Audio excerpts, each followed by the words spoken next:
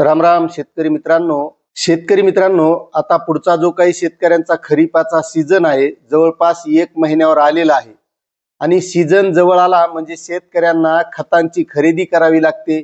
आणि या खतांच्या खरेदीबद्दल आता सुरुवातीला का करावी लागते, कारण सध्या जर खत खरेदी केले तर भावही चांगला मिळतो, आपल्याला पाहिजे ती खतं मिळतात।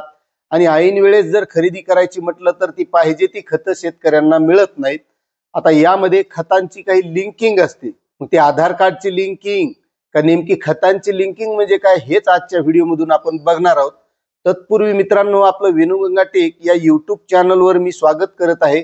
तुम्ही जर आपल्या चॅनलवर नवीन असाल तर चॅनलला सबस्क्राईब करा, व्हिडिओला लाईक करा आणि प्रत्येक शेतकऱ्यापर्यंत हा व्हिडिओ शेअर करा।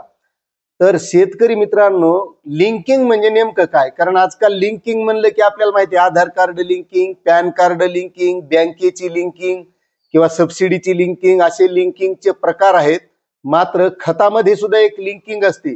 आता ह्या काही ज्या खत कंपन्या असतात, शेतकऱ्यांना लागतं एक खत आणि या कंपन्या देतात त्याच्यासोबत वेगळंच खत। आता समजा शेतकऱ्यांना DAP लागतं, युरिया लागतो, 10-20-20 लागतं, 20-20-0 लागतं आणि ते खत घेते वेळेस तो विक्रेता आपल्याला त्याच्यासोबत एक वेगळं खत दुसरं जोडून देत असतो। आपण नाही म्हटलं तरी तो बळजबरी आपल्याला करत असतो, मग तो त्याच्या माध्यमातून विक्री होण्यासाठी ते चांगला आहे, खूप यानं चांगला फरक पडतो असे वेगवेगळे काहीतरी पटवून देण्याचे प्रयत्न करत असतो। आता हे का होतंय नेमकं, तर या ज्या खत कंपन्या आहेत या खत कंपन्या काय करतात, जे किरकोळ विक्रेते आहेत या किरकोळ विक्रेत्यांना त्या खतासोबत समजा DAP खत त्या किरकोळ विक्रेत्यानं कंपनीकडून घेण्याचं ठरवलं तर त्यासोबत तुम्हाला काही दुसरे खत घ्यावे लागतील असं कंपल्सरी करतात आणि हे खत घेतलं तरच तुम्हाला DAP मिळेल असं केलं जातं। मग त्यामुळं काय होतं की शेतकऱ्यांना सुद्धा किरकोळ विक्रेता विक्री करते वेळेस ह्या खतासोबत हे खत घेतलं तरच तुम्हाला DAP मिळेल, युरिया मिळेल किंवा जे पाहिजे आहे त्या खतासोबत हे घ्यावं लागेल असं बळजबरी करत असतात। मग त्यामध्ये बरेचसे शेतकरी येते त्या दुकानदाराकडून खरेदी करीत नाहीत, मग कुठेतरी दुसरीकडून करतात आणि त्या किरकोळ विक्रेत्याचं मग त्या माध्यमातून एक प्रकारचं नुकसान होतं किंवा त्याच्याकडे ते खत शिल्लक पडून राहतं। म्हणून किरकोळ विक्रेत्यांची जी काही संघटना आहे माफदा, हिने आंदोलन पुकारलं होतं आणि या आंदोलनाच्या माध्यमातून त्यांनी शासनाला सांगितलं की या कंपन्या आम्हाला खतांची लिंकिंग करतात, म्हणजेच खतासोबत दुसरं खत जोडून देतात, म्हणजेच लिंकिंग, आणि त्यामुळे आमचा खतांचा साठा हा पडून राहतो आणि मग जे काही शेतकरी आहेत त्यांना मला कुठेतरी बळजबरी करावी लागते, कुठेतरी बळच शेतकऱ्याला खत द्यावं लागतं आणि बरेचसे शेतकरी मग तसं घेत नाहीत, मग आमचा खतांचा साठा आमच्याकडे पडून राहतो, त्यामुळे आमचं नुकसान होतं। आणि मग ही जी काही मागणी होती ही कृषी मंत्र्यांच्या लक्षात आली आणि त्यांनी कंपन्यांना तर सांगितले की ज्या विक्रेत्याला जे खत पाहिजे तेच द्या, त्यामध्ये लिंकिंग करू नका, कारण जे आवश्यक आहे तेच खत शेतकऱ्यांना मिळालं पाहिजे।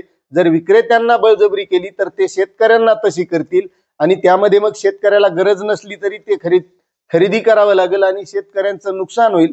मात्र ज्या काही कंपन्या आहेत कंपन्यांनी सुद्धा या विक्रेत्यांना किंवा कृषी मंत्र्यांना पटवून देण्याचा प्रयत्न केला की जे DAP खत आहे किंवा युरिया आहे 10-20-20 आहे, या खतांसोबत शासनच म्हणतंय की सेंद्रिय खतं वापरा, जैविक खतं वापरा, त्यामुळे आम्ही हे खतं देण्याचा प्रयत्न करत असतो, कारण सरकारची सुद्धा तशी भावना आहे की रासायनिक खताचं प्रमाण कमी व्हावं आणि जैविक सेंद्रिय खतांचं प्रमाण वाढावं की जेणेकरून शेतकऱ्यांना सुद्धा सेंद्रिय शेती करता येईल, जैविक शेती करता येईल असं या कंपन्यांनी सुद्धा त्यांनी सांगितलेलं आहे।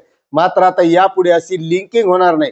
शेतकरी मित्रांनो, तुमच्या लक्षात आलं असेल लिंकिंग म्हणजे काय, की आपण जे खत विक्रेत्याला मागतो त्यासोबत तो विक्रेता आपल्याला दुसरंच खत जोडून देत असतो, म्हणजेच त्याला लिंकिंग असं म्हणतात। आणि त्यामुळे कोणत्याही शेतकऱ्यानं दुकानावर गेल्याच्या नंतर आपल्याला जे खत पाहिजे तेवढंच घ्यायचं, तेच घ्यायचं, कारण काही विक्रेते हे शेतकऱ्यांना एक खत मागितलं त्यासोबत दुसरं जोडून देतात किंवा ते नसलं तर हे घेऊन जा म्हटलं जातं, म्हणजे त्यांचा तो विक्री करण्याचा प्रयत्न असतो। म्हणून शेतकरी मित्रांनो, आपण आपल्या अनुभवानुसार आपल्याला जे खत पाहिजे तेच खत घेण्याचा प्रयत्न करायचा, मग ते फवारणीचं औषध असो कोणतंही असो, आपल्याला जे पाहिजे तेवढंच घ्यायचं, त्यासोबत बळजबरीने दिलेलं कोणतंही घ्यायचं नाही, अशी ही लिंकिंग असते।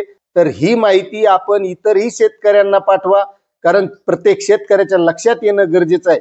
आणि तुम्हाला हा व्हिडिओ कसा वाटला नक्कीच कमेंट करा. चॅनलवर नवीन असाल तर सबस्क्राईब करा आणि इतरही शेतकऱ्यांना हा व्हिडिओ पाठवा. धन्यवाद. जय हिंद, जय महाराष्ट्र.